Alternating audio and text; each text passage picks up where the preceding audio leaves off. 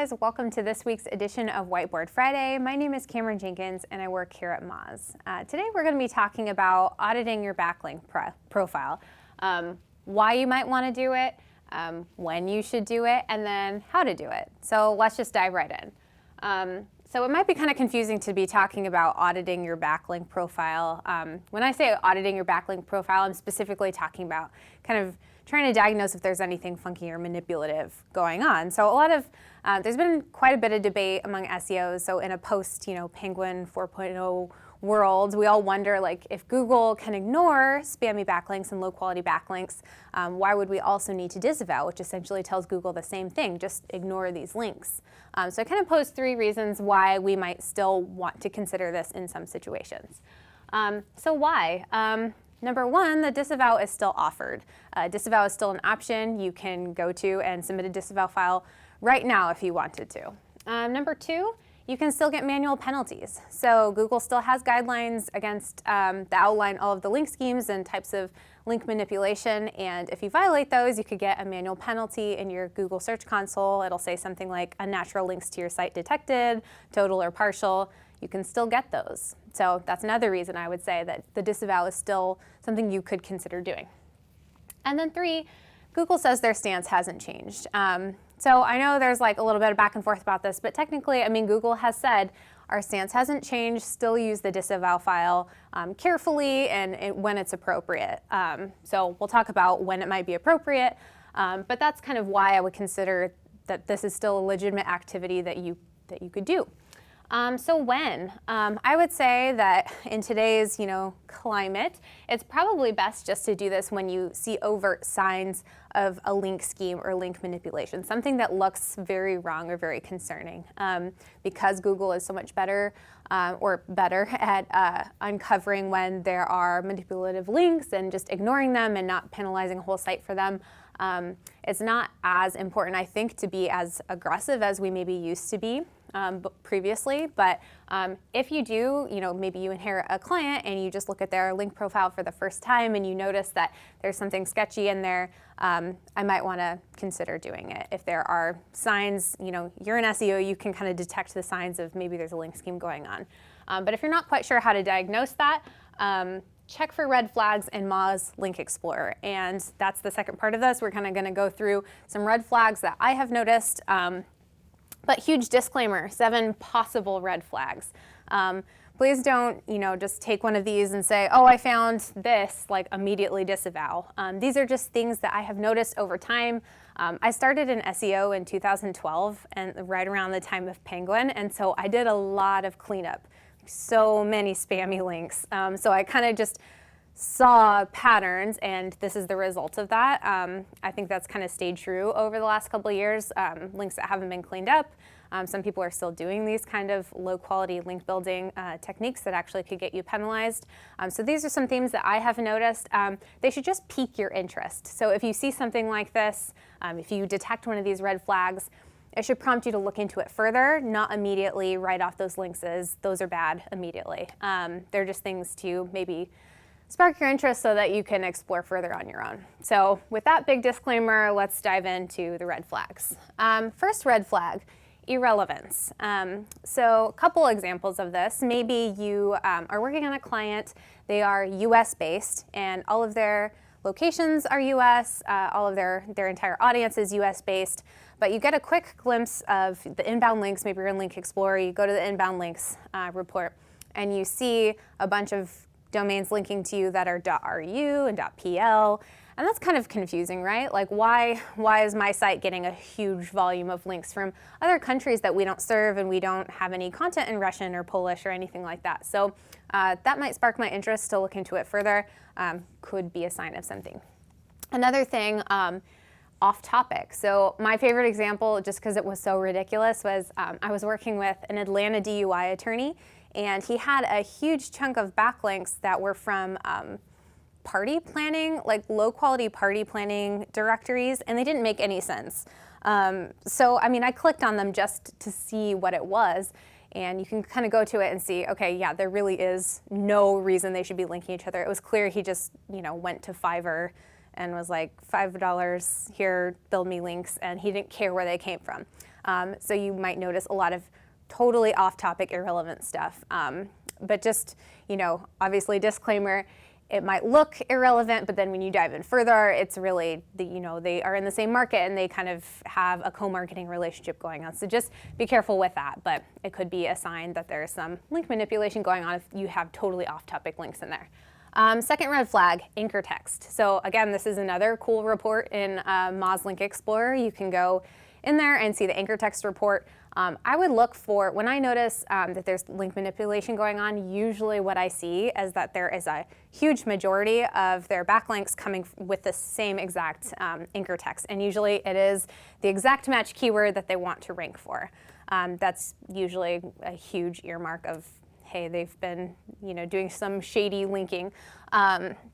So the example I like to use for this and why that is concerning, and there's no percentage that's like, whoa, that's manipulative, but if you see a really disproportionate percentage of links coming with the same exact anchor text, it might prompt you to look into it further. But the example I like to use is, say you meet with 5 different friends throughout the course of your day, different occasions, they're not all in the same room with you. You talk to each of them and they all say, hey, yeah, my weekend was great, but like I broke my foot. You might be you would be suspicious, like what, they all broke their foot, this is weird, what's going on? Same thing with anchor text. If you're earning links naturally, they're not all gonna look the same and mechanical. Something suspicious is probably going on if they're all linking with the exact same anchor text. So that's that. No follow to follow. This is another one that please don't use this as a sweeping rule, because I think even Russ Jones has come out and said at a mass scale, that's not a good predictor of spamminess. But what I have tended to see, usually if they also have spammy anchor text and they're irrelevant, usually I also see that there's a really, really disproportionate ratio of no follow to follow. So use these kind of red flags as in conjunction with each other. When they start to pile on, it's even more of a sign to me that there's something fishy going on. So no follow to follow, you might see something ridiculous. Again, something you can see in Link Explorer, maybe like 99% of all of their backlinks are follow, which are the ones that pass PageRank. So that's, if you're going to do a link scheme, you're going to go out and get the ones that you think are going to pass PageRank to your site. And then 1%, just like, or no percent is no follow. So maybe something to look into.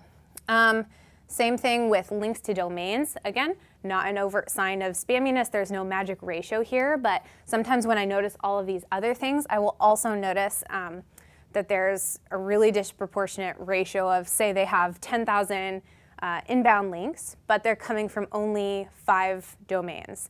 Sometimes this happens. An example of this, I was auditing a client's backlink profile, and they had set up 5 different websites. And on those websites, they had put site-wide links to all of their other websites. So they had created their own little network. They were trying to, by linking to each other, they were hoping to bolster all of their sites' authority.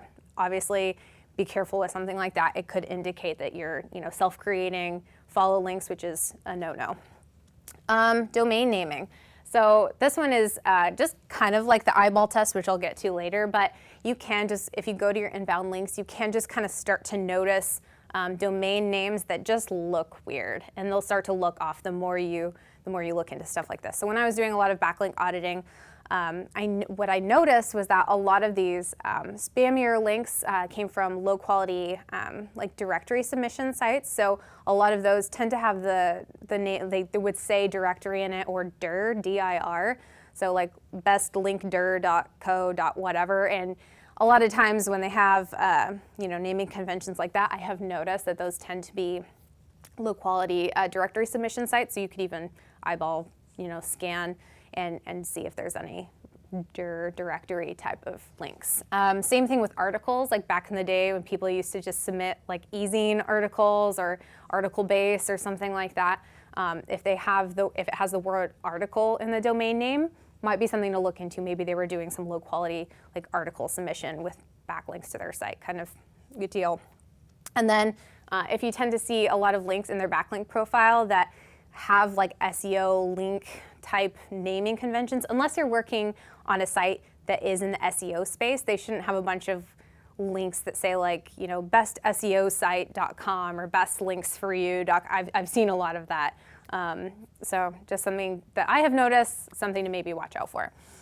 Tool metrics. So these can be super helpful if you see tool metrics that maybe there is a really high spam score, something to look into. If you actually, it might be helpful, Moz on their Help Hub has a list of all 27 criteria that they look at when evaluating a site's spamminess. So that might be something helpful to look into, how Moz's spam score calculates spamminess. So maybe look into that. DA and PA, just a note on this, domain authority and page authority. If you see links coming from low DA or low PA URLs, just make sure you don't write those off right off the bat. It could just be that those domains are very new, maybe they haven't engaged in a lot of marketing yet. It doesn't necessarily mean they're spammy, it just means they haven't done much to earn any authority. So just watch out for kind of writing off links and thinking they're spammy just because they have a low DA or PA. So just something to consider. And then finally, we have the eyeball test. So like I said, the more you do this, and it's not something that you should be engaging in constantly all the time nowadays, but you'll start to notice patterns if you are working on clients with spammy or link profiles. These kind of sites, low quality sites, tend to have like the same template. You'll have 100 sites that are all, you know, blue. They have the exact same navigation, exact same logo. They're all in the same network. You'll start to notice themes like that. A lot of times they don't have any contact information because no one maintains these things. They're just up for the purpose of links. They don't care about them. So no phone number, no contact information, no email address, nothing. And also like a telltale sign, which I've tended to notice on these like self-submission type of link sites, is they'll have a big PayPal button on the top and they'll say, pay to submit links. Or even worse, it'll be like, use this PayPal to get your links removed from the site, because they know that it's low quality and people ask them all the time. So just something to consider on the eyeball test front. So I hope this was helpful. Hopefully it helped you kind of understand, you know, when you might want to do this, when you might not want to do this, and then if you do try to, you know, engage in some kind of link audit, some things to watch out for. So I hope that was helpful. If you have any tips for this, if you've noticed anything else that you think would be helpful for other SEOs to know, drop it in the comments. That's it for this week's Whiteboard Friday. Come back again next week for another one.